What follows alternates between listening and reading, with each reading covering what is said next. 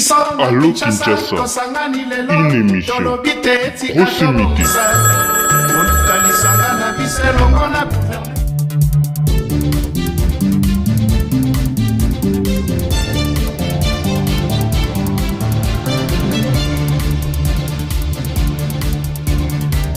Kisenso, bana bakokisa ta ba 15 ans, baebi eloko komo boulevard te, toza na esengo makasi.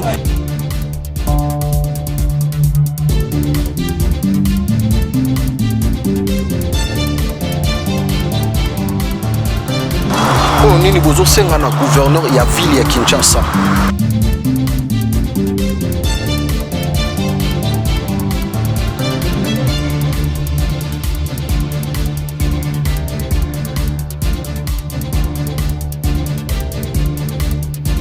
Allô Kinshasa, Otorobando le Bino ba vérité. Allô Kinshasa. Ça va devenir l'une de villes parmi des grandes villes ou de villes les plus peuplées du monde par rapport à l'exode rural où ils ont salamana RDC, la province Union son rendez-vous na komi Kinshasa. Très bientôt na ma solo na biso na Allô Kinshasa, on va en parler. À l'entrée du jeu, je salue directement le premier citoyen de la ville-province de Kinshasa, son Excellence Jantini Ngobila Mbaka et son vice-gouverneur Gérard Jekoko Moulumba. Mon vieux, je vous salue, chef. À l'entrée du jeu, Ndenge Tolobaki, beaucoup CP là parce que tu as changé plateau, tu as changé moi de décoration. Et ça vraiment na besoin, tu na volonté, na bisoté mes circonstances et permettre que tu changes plateau pour les lokaka. Alors, tolanda vidéo moko par rapport na promesse ndenge to solo la kanabino et que vidéo moko parmi ba vidéo zo ça la buzz na Kinshasa to zuyango na TikTok, c'est l'une de personnes oyo to sepela qui to surprendre yé Charik Silo Laurent na montage Toleka. Notre Dieu est celui qui dit un mot et la chose s'accomplit. Tout ce que Dieu t'a promis va se réaliser dans ta vie. Quel que soit le combat, quelles que soient les persécutions, quelles que soient les attaques, tu peux avoir plusieurs ennemis, mais sache une seule chose, aucun homme, aucune femme, aucun sorcier de ta famille, aucune personne ne peut arrêter ce que Dieu a prévu pour toi. Je veux t'encourager ce soir de continuer à persévérer dans la prière, de continuer à travailler. Ce Dieu qui t'a promis ouvrira des portes de bénédiction pour toi et tu verras les choses s'accomplir. Je déclare pour l'année 2021 que tout ce que Dieu a promis pour toi va se réaliser au nom de Jésus-Christ. Je vous aime beaucoup. C'est maman Ketia Olangui, en direct de la Côte d'Ivoire. Que le Seigneur vous bénisse. Ciao. Première vidéo na biso auto tikota là mais to continue na l'actualité ba descente et son excellence monsieur le gouverneur de la ville de Kinshasa Jantini Ngobila Mbaka a effectué qui descente moko très important na commune ya Makala. Akende ko salani. Je pense qu'en collaboration avec mon équipe technique Laurent, la vidéo bozomo na juste na côté na pembeni nanga awa, le gouverneur a effectué qui descente na commune ya Makala. Kokitana ye na idée na ye eza que commune o bozomo na eza parmi ba commune enclavée ya ville province ya Kinshasa. Mais selon vision gouverneur à ville, idée n'est qui a désenclavé ba commune ebele. Alors, dans Makala, le pont vraiment est à la raté. Pour traverser la rivière, c'est vraiment très difficile. Mais, dans l'idée, il y a Moko. Il y a Maître Eden Lumboku, que je salue déjà. Maître Eden, moi, na Makala, natif, né, grandi. À l'Obino, il faut Makala et un pont Yassika. D'inviter qui son excellence, monsieur le gouverneur de la ville, dans la vidéo, on a juste à côté Nanga Awa. Gouverneur a eu na descente d'inspection pour atala place oyo bakotia pour pont ezala qui déjà wana tant que tozolo bela makambu ya ba construction anarchique eza l'une des choses oyo yezo sala ke ba inondation et continuer ko se multiplier na ville ya Kinshasa. Comment mutako ko tonga pont oye vraiment place o batonga ki pont parce que pont bo mona oyo yo na sena ngo wana eza na pont mususu eza ki donc muto eki ko tonga au lieu Abouka premier point qui kokuta non atiki na yango azuka pont à superposer yango. Yabité ingénieur wana bima na IBTP abima wapi donc je sais même pas. Ezaka mutana tonga neka ba mire na ba balabala bazwa ki tonga pont mais en fait na souci ya komona avantage développement ya commune ya Makala.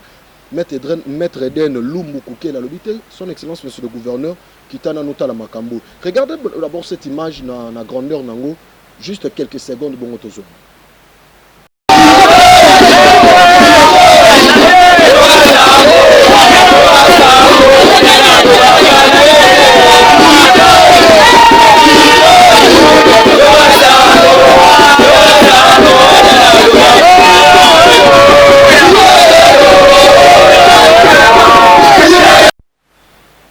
Au début de son mandat, je vous avais dit, nous devions prier pour le gouverneur de la ville de Kinshasa parce que c'est un don que Dieu nous a donné. Ce monsieur, c'est un don que Dieu a donné pour la ville-province de Kinshasa. Aya kokuta na ville de Kinshasa, ba tas de poubelles. Kinshasa n'est pas totalement propre. Là, on reconnaît, oui. Mais ce total, il y a ndenge o ezala qui ba 5 ans, 6 ans passés. Kinshasa quand même, ils n'ont pas évolution.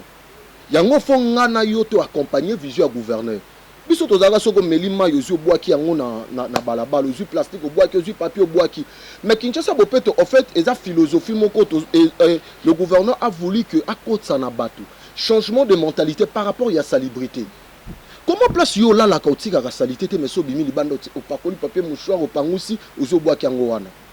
Surtout bandeko na biso ba kota na ba transport ba wewa ba plutôt ba wewa kutu ya batuté pour ba wewa ba boka na ba rena bango mais bandeko ba tambola na ba 207 ba esprit de vie ba taxi voire même na bato ba jeep asombi mai na bandeko ba tekaka azu ameli asombi moi jus mais après komela azwa ka bouteille wana abwaki yango na se et ça l'une des choses où ça la que yo lelo obwaki plastique moko pendant 7 jours, on voit 14 plastiques nanzela. Ozo qu'on s'attendre et kende wapi. Chers frères et sœurs, tant que le baraka que au gouvernement, bah dans ça les lors parce qu'on en a yoto ça la nini. Parce que en fait développement to évolution, il y a mboka nyon ces alaka toujours na participation, il y a population, na gouvernement. C'est qu'on biso population, participation na biso ezawapi. Tala no ba image ezoleka. Oyo mwana mwasi azotambola c'est une femme tala nenga koti na mai oyo na mai ya koti azotambola infection ko attraper facilement surtout une femme. Les femmes sont exposées à l'infection surtout na ba mai tala nenga azotambola na mai ba image ba otsa na pembeni ya écran nanga awa. Merci Laurent. Nenga azotambola tala ba bouteille plastique ba bouteille wana est-ce que c'est gentil ngobila mutabora kito fachi béton? Non, moi je pense pas. C'est pas Fati Béton, c'est pas Gentini Ngobila, mais Zangana yo. Tant que tozo bois kango, ezo kende ko boucher baka niveau. Moi maye les cas en bonne et forme ezate. Ba kala mou ba rivière na biso. Et vous allez boucher tendengeni. Nous devions changer notre mentalité. Hein? Tout meka ko développer mentalité na biso, mais li moi maya sachet, bombi sachet non na sac to na poche. OK, ko bois kango na ba lié approprié. Voilà pourquoi personnellement je suis en train de soutenir certains bourgmestres. Oyo bazo continuer comme ça la moussala selon la vision de son excellence monsieur le gouverneur de la ville. C'est pas tout le monde, mais il y a certains bourgmestres au sogo tali moussala bazo sala entre autres neti bourgmestre Lemba, Jean Tsaka. Félicitations. Il est en train de se battre sur Kitima na Lembo mona ke moi koto moi propriétaire, moi koto moi soko boa kika ke loro na balabala. Brigade na ya salubrité ya commune à Lemba et kangi yo. Nenge moko na coach Guillaume. Neti coach Guillaume Lunga. Au moment que opération Kinshasa Bopeto ye a surnommé brigade na ye Likofi. Coach Guillaume Ilunga, le bourgmestre de la commune de Barumbu. Surtout le bourgmestre le roi Bongo d'abord, il est intelligent. Le bourgmestre le roi Jean Tsaka, il est intelligent et en plus ban esprit ya Moussala. Donc ye bango ko ya intimider bangote. Ba bourgmestre le roi ba maman Pepito Kilala na commune à Kinshasa. Félicitations. Ba bourgmestre le roi la maman bébé. Maman bébé donc na commune ya Kasavubu. Malgré bomo na munene na ye, mais aza apte na akitaraba 1 heure ba 2 heures yemoka totala koto yo. Pourquoi ba kombolité koto ba longoli ba salité pourquoi? Ce qui m'a yezotonda kana nani na balabalo ya munene triomphal eza maman bébé parce que tokosala yango édition spéciale tokoyamba maman bébé tosolana na Allo Kinshasa awa. Je vous avais dit que na Allo Kinshasa sokolingo participer en direct, notre numéro est affiché au bas de l'écran. Comme la biso mais plus tolingaka audio, tike la biso audio moko ya 1 minute. Vous savez biso audio au lobby suggestion na yo, doléance na yo, problème na yo, question na yo, nous on va vous répondre en collaboration avec les autorités oyo ko tuna question na yo. Place nous ces autos parce qu'il y a eu trop de constructions anarchiques et boucha ba égou. Quand la même ligne ba bourgmestre que nous devions féliciter, ba o bazo bunda quand même Moussa Lezo Salama. Exemple bourgmestre Maluku. Ngamoro personnellement bien avec chef coutumier. Mounze, Jacques Mounze et puis non, cet homme est super. Il est en train de se battre à tout. Donc hier et là que ce ça là esengo ya bandeko ya Maluku c'est que problème est que ça na maille na fleuve to na maille ndombe. Il va démarrer sa jeep au ba pesa et bango et pas gouverneur à ville à Kinshasa akokita tikuna akende ko régler yango. Il faut que nous puissions signaler que le bourgmestre aujourd'hui c'est pour la toute première fois na RDC Mobimba. Le gouverneur a fait des bourgmestres des OPJ en compétence générale. C'est pour la toute première fois en RDC. Bakota, ba formation, ba service, ba pesikango, ba brevet. Ce sont des OPJ. Donc, à quoi quand yo yemoka sambisu atindo na parquet, on les casse par la police. Mais pourquoi certains bourgmestres bazo sel langote? Hein? Bozo makasi bourgmestre lango entre autres logo là ba bourgmestre Jacques Mpiana, ba logo là Douglas Kululumbi. Courage à vous. Les mettez quand même pas ça. Mais monsieur le bourgmestre a commune il a limité Douglas Numbi Koulou. Viens mettre au changement système parce que bande comme mon le pe ba le la balobi mon le pe a limité kotana mon le wana frapper ngonan hein kotana mon le parce que certaines images ba de la biso ça la vraiment moi bien té kotana mon le na bi ke mikolo talaki moi ki ngabwa mingi ensemble na vice gouverneur Jekoko Gérard Moulumba mais kotana mon le kotana mososo au betangonani parce que limité et aga motel fikinte industriel résidentiel té non Betangonano et vous allez faire une très bonne chose pour que Makambo évolue bien. Félicitations aussi na Rossi Kiwa, il est en train de se battre le bourgmestre de la commune de Bumbu. En tout cas Bumbu na adjoint na Yves Mandika. En tout cas bino vraiment côté on a moni gebola mugi makasi. N'habite pourquoi mais vraiment rien à dire. Côté on a vraiment rien à dire. Félicitations et pas na bino pour que to salam salam alam. Mais pour continuer félicitations aux FARDC. Désormais, pour à chaque édition et émission, Allo Kinshasa, on a tenu à FARDC. Bien béré l'icolo pour nous que nous sommes en guerre. Nous sommes en guerre qui est entretenue par les Rwandais. Le M23 baza ko agressé biso na Goma, baza ko agressé biso na Est ya Mboka, mais baza entretenu par le Rwanda. Yango ça là que désormais na banoya vraiment tenu à FARDC awa. Félicitations aux FARDC.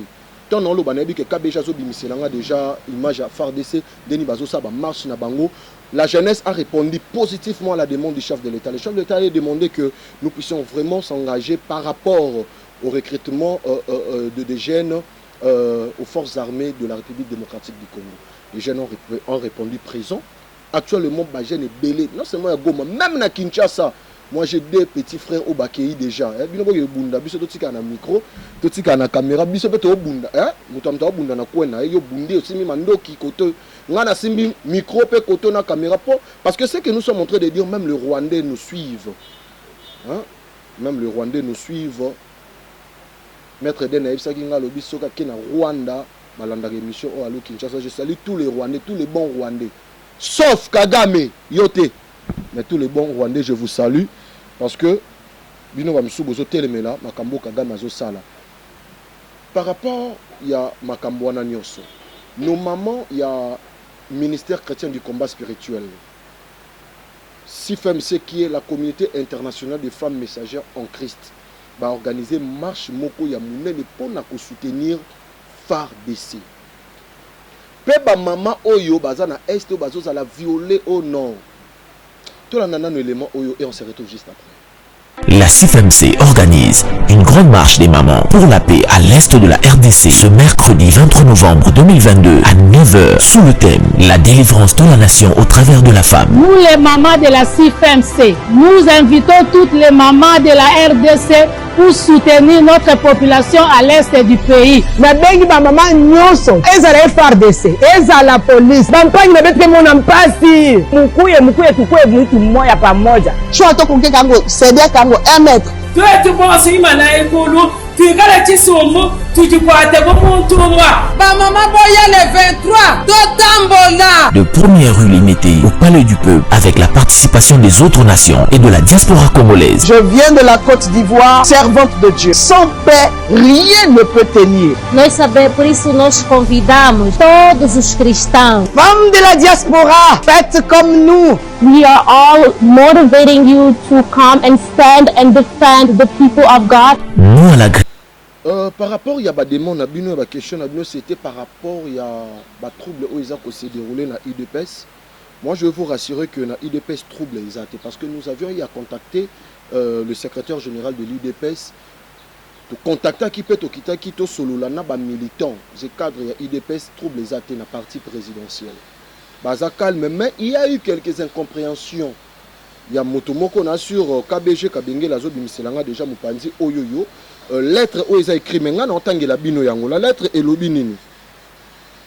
Convention des démocrates du parti CDP. La Commission nationale de discipline ba sali communiqué ba lobi boy.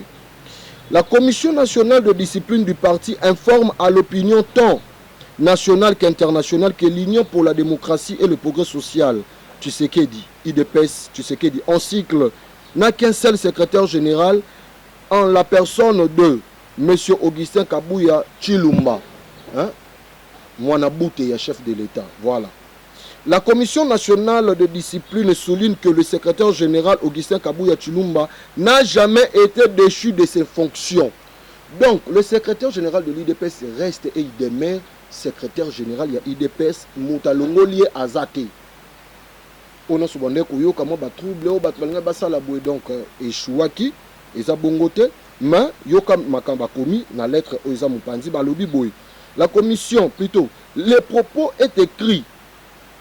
Les propos est écrit théâtraux qui circulent dans les réseaux sociaux et évoquant une prétendue déchéance du secrétaire général ne sont que l'œuvre de M. Victor Wakenda et ses acolytes qui n'ont aucune qualité pour poser des actes au nom d'une quelconque structure du parti, encore moins au nom de la Commission nationale de discipline du parti. La Commission nationale de discipline du parti IDPS, indignée par cette pratique d'usurpation de pouvoir dans le chef de M. Victor Wakenda, invite les combattants et combattantes à ne pas suivre cette comédie initiée par ces derniers, qui par ailleurs a été désavoué par ses pairs, ensuite déchu de ses fonctions de président de la CEDEP par la Commission nationale de discipline qui l'a enfin exclu du parti. Signé Emmanuel Moulumba Kalonji Manianga, président de la Commission nationale de discipline. Donc M. Victor Wakenda, désormais, il est déchu de ses fonctions plutôt, Nakatia IDPS. Makamba Boende Bisoto Lingaka. Quand un parti politique est en train d'évoluer calmement, il ne faut pas qu'on crée des troubles par-ci par-là. Ndenge nazo sepela na parti ACP Oyo, ils a parti cher, il y a son excellence monsieur le gouverneur de la ville qui est dirigé par le secrétaire général Charles Mutamutu Luanga, hein? Azako Memango Kitoko, jusqu'à présent il n'y a pas de trouble, tout le monde, ceux qui moi et l'autre, solo lango à l'interne et Mote Koufi, nous continuons parce que cap vers 2023, il faut que nous puissions avoir son excellence monsieur le président de la République à la tête de la RDC, mais avec une majorité écrasante dans l'Assemblée nationale et provinciale, pourquoi pas. Ça, ce sont des objectifs qu'a signé l'ACP et l'IDPS, parce que bon, on s'est retrouvé dans l'union sacrée. Mais il y a qui total élément oyo et bon tozong après tolika.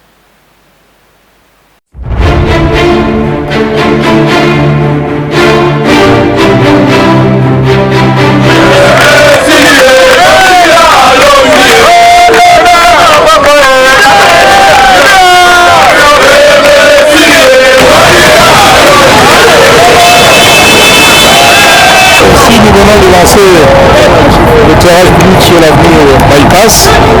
Ce sont tronçons compris entre l'échangeur et le rond-point Ngaba. Et à partir de la semaine prochaine, on va continuer maintenant de rond-point Ngaba jusqu'à Ozone. Il s'agit de la continuité de notre opération, de suffisamment la ville de Kinshasa. Vous m'avez rappelé ici, quand nous avons pris la ville de Kinshasa comme gouverneur, il y avait une absence, je dirais même incommensurable, de l'éclairage public. Le boulevard du 30 juin, rien que le boulevard du 30 juin, il n'y avait que 7 lampes qui s'allumaient.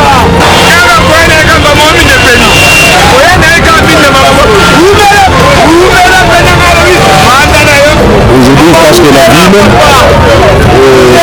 ville est suffisamment éclairée, surtout les avenues principales de notre ville sont éclairées. Et nous continuons cette opération. Il y a encore beaucoup de sentiments positifs dans les chefs des habitants de la ville de Kinshasa.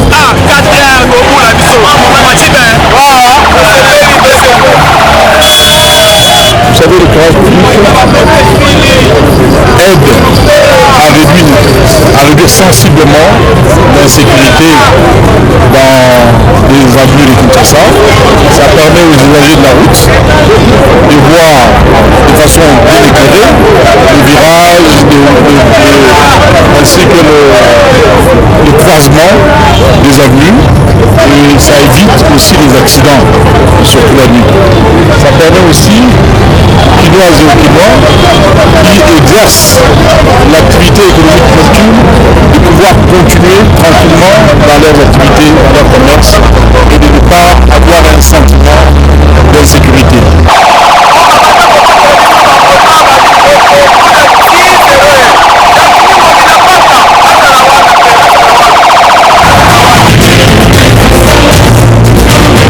Ici, sur le tronçon compris entre l'échangeur de l'unité et le rond-point Ngaba, il n'y avait pas de poteaux, il n'y avait pas de lumière non plus. Nous avons acheté des poteaux, nous avons... Je suis fier de ces messieurs, je suis fier de notre gouverneur de la ville de Kinshasa. Au début de ce mandat, je vous avais dit que nous devions prier pour ces messieurs, nous devions prier pour le gouverneur. Parce que c'est un don que le Seigneur Dieu nous a donné pour la ville de Kinshasa. J'avais raison. Et aujourd'hui, je continue toujours d'avoir raison. Kabe, j'ai pendant le babimi, c'est dans la vidéo au Mupandi. Voilà. Pourquoi dans cette vidéo, dans les botans la makambouni, nizoleka awa. Depuis que Kinshasa est Kinshasa, tu vivre plus de 20 ans dans le noir, dans les ténèbres et dans la ville à Kinshasa. Il faut que tu le bayango. La lumière et les ténèbres sont deux choses. La lumière c'est Dieu, les ténèbres c'est le diable. De ce Moutalingi, mon litro, il n'appartient pas à Dieu. Gloire à Dieu, nous avions Jean-Tini Ngobila qui aime la lumière. Ça c'est Dieu, c'est une mission que Dieu lui a confiée. D'éclairer la ville-province de Kinshasa. Papa bon mon Mupandi Oyo, a expliqué Bamakambu Oyo, na bypass, avenue bypass. Plus de 30 ans, Kobanda, deuxième camp, deuxième porte, il y a Kambumba. Si tu as plus de 30 ans, avenue bypass. Lumière, éclairage public et Tigala Rosala. Aujourd'hui, Jean-Tini Ngobila est en train de se battre que la ville-province de Kinshasa est à éclairer. Surtout d'abord, les grands acteurs n'ont pas à l'éclairer. Le long où aéroport, nous avons quitté vraiment l'aéroport en Djili, à Bandi Banda aéroport. Si il y a aéroport, à l'équipe en Djili Massina, éclairage toujours. Il y a côté limité de la 18e rue jusqu'au 1er rue, lumière. À Vireka Sendwebwe, éclairage toujours. À l'équipe triomphale, à Sepeli. Ce qu'il y a côté Willery, Yekaka. Ce qu'il y a côté 24 Yekaka. Mais c'est tout, deux grandes avenues on a éclairé. Ce qu'il y a sous qui est tout droit na boulevard du 30 juin. Comme dans boulevard du 30 juin, tina quitte mon magasin, éclairage public. Est-ce que Jean-Tini Ngobila ne mérite pas vraiment la confiance et les acclamations? Il y a biso population qui noce parce que c'est pour la toute première fois. Avenue Bypass au Bozomona, c'est pour la toute première. Après 30 ans, plus de 30 ans. Ngate dans le besoin papa Ozomona ba loba. Des éclairages publics et sous Kokota. Le l'avenue Victoire éclairé, Bongolo éclairé. avenir kutu nano esili bien te elenge ça éclairage des jeux koti ça non toyoka non ndenge gouverneur azolo tolika batebele ba comprendre te pe ba yebaka te pont automesana kobenga pont makelele o ezaka o eseparaka commune Bandal na commune Gitambo ezaka pont makelele te comme na ngwa solo ezalaka pont Lunda Bololo omoni système batongela yango. Je pense jusqu'à présent et Vanda et Lenda ba kara ba poa ba tonnage ba ndenge na ndenge le kaka mais ils ont résisté. Ils ont ndenge moko na ba œuvre au Jontini Ngobila zo sala peso tikala. Hein? Eza ko tikala. Tokozo exemple neti pont ya Bongolo. Na ebité mokoni ko bukana. Parce que ba mboule beti ya dégâts mais pont ya Bongolo ma izotonda su ko tiona te. Ba tunyonso ya Kimbangu, ya Yolo Nord, ya Kauka, ya Matonge. Mais pourquoi pas tomber Maboko? Donc cet homme est en train de travailler. Donc il est en train de travailler, il est en train de poser. Moi je suis en train de dire que Gentini Ngobila est en train de laisser des emblèmes. Des choses comme, entre autres comme des stades de martyrs. Au monde de l'autre, le stade de martyrs, tu l'as parlé du peuple, attends Ngobila l'équipe parce que l'on passe, mais les institutions restent, les bâtiments restent. Ngobila Kolunga gouverneur, mais tu vas se souvenir. Premier gouverneur, il y a ça là, route transcommunale. Nzela Moure Bandi Banda qui Kouiti, plutôt Banda foire internationale de Kinshasa. Et l'équipe est traversé combien de communes? Limete, Lemba, Makala, Ngaba, Kalamu. Et Zobima ti ekende kokota et l'équipe a Kimbangu et Zobima et que komona Ngiringiri. C'est pour la toute première fois dans la ville à Kinshasa. Oye Kotomoni avenue Lokola Elenge, ça c'est pour la toute première fois et traversé Kalamu, Ngiringiri. Makala, Bumbu, Bumbu, Nani Nisusu Natangite, Ngiringiri Jejali, et que Ebimiti Nani Mongafula. Donc pour comprendre que Gentini Ngobila est en train de travailler. Alors entre autres, Lelo Bisso Nyon Sobakinois, toujours comprendre qui était qui. Et qui fait quoi et qui devait être à la place qu'il est. Aujourd'hui, nous plus applaudissons. Même mon fils, Fresh Divin Itimbien, est d'accord avec moi parce que Azomona Biloko Ekosunga Bango Lobby. Aujourd'hui, il est encore bébé, mais Lobby, à mon année, à Otamboula, calmement, la ville province, il y a Kinshasa. Tout l'anda élément. Nassé Amboula Makasi, on a limité première quota complète. Awa. Maman Jina Banga, fondation Nae, DT Zéphira, Baye Pona, Koe Bandengeni Yako Longola, Mbindo Abo, comme la maman Jina Yoana, Mbindo Nyoso Zaki Bata OVD Bayako Tika, Baye Kolongola Yango, Isikao, magazine 100%, peut-être toujours Wana. On n'a pas accompagné, nous surtout baza ko sala action à malam surtout baza na sima ya gouverneur Gentini Ngobila Mbaka. Voilà, était wana Raskin. Voilà de la mission là.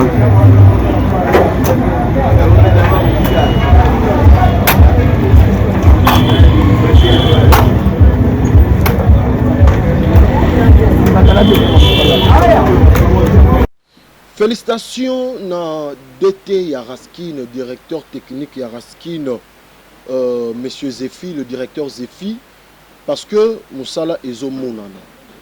Na Kinshasa, bah tas de poubelles les a soutenus, bah ngoma bah poubelle 1-1. Raskine vraiment sincère félicitations. Surtout pas na yo DT Zéfi, directeur technique Zéfi, félicitations. Image au monde à Mupanzi, et ça directeur technique Yaraskine, Pena Fondation Gina, hein? Fondation Gina, maman Gina, félicitations. Bakita ki bango malgré vous là, parce que bah image yo, tozu yango pa yande konabiso, que Dieu lui bénisse. Azaki wana permanent, Ozengolo merci. Azaki wana, azu ba image oyoyo. En plein mboula, na se ya mboula, na butu. Mais Raskin et Kiti na ba tractopelle et Kiti pour évacuer na premièrerie. Bata d'immondice et zalazala liso sauté. Moi j'encourage tout le monde to bunda pour que Kinshasa na biso et longwa na bata de poubelle. C'est pour cela lelo yo to mona bato lokola ba prophète ngana benga ge président boum crash Poati arasoka vandi atindelinga mamo vidéo tala koto lokoni salia. Voilà pourquoi na Allo Kinshasa so moni loko moko numéro na biso eza affiché au bas de l'écran zwa yango tindela biso audio zwa pe vidéo eloko wana to ko répondre yo en direct émission oyoyo et rozala une bon mais ça n'a rien kolandaka émission oyoyo Allo Kinshasa mais spécialité na biso eza que toi na besoin ya ba audio na bino to ba SMS na bino par rapport à la suggestion, ma proposition, ma question, pour que tout réponde à ce qui, plus en ce qui concerne la ville province de Kinshasa, pour tout ce ensemble. C'est par là que tous aussi les éditions, la biso y a les lots, mais aussi les sangotes, ceux qui n'ont pas ces mots, il y a 2 personnes. Quand on a la CG, l'excellence c'est Charles Moutamoto, quand on a le COFI national, parce qu'à l'heure le COFI à Tchang, le COFI national, Jean Ngoy Vouzi, son ici Bango. Puis ça va bombe, voilà. Sans oublier les Vimpaï, Tchouchou Idambito, P. Junior Boutoko. Je vous salue, que Dieu vous bénisse. Merci beaucoup l'équipe technique, merci à l'assistant. Nazaki, il faut le assister. Et pas Yannick Semobili là, hein, qui est là, il est en train de nous assister. Et surtout aussi, et pas il y a Alain Kwakakila, Kwakafila, voilà. Nazaki le lot assisté. Et pas il y a Niké Semobili là, et pas il y a Alain Kwakafila. Kwakafila là, il est pas assisté qui lui sont. Merci beaucoup à Laurent Kabenge, les KBG, ma confiance.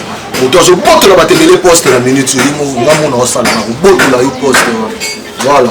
Merci beaucoup aussi à toi, Charik, qui est derrière nos caméras, qui est en train de nous cadrer. Pour les lots, on a séparé tout sur la Awa, mais ce qu'on séparé une émission où nous participer, au motif de la mission, veuillez nous contacter dans le numéro qui est affiché au bord de l'écran. Quant à moi, je vous demanderai aussi d'être fidèle avec nous, surtout de s'abonner dans notre chaîne YouTube. Et je vous salue tous. Merci et bye bye.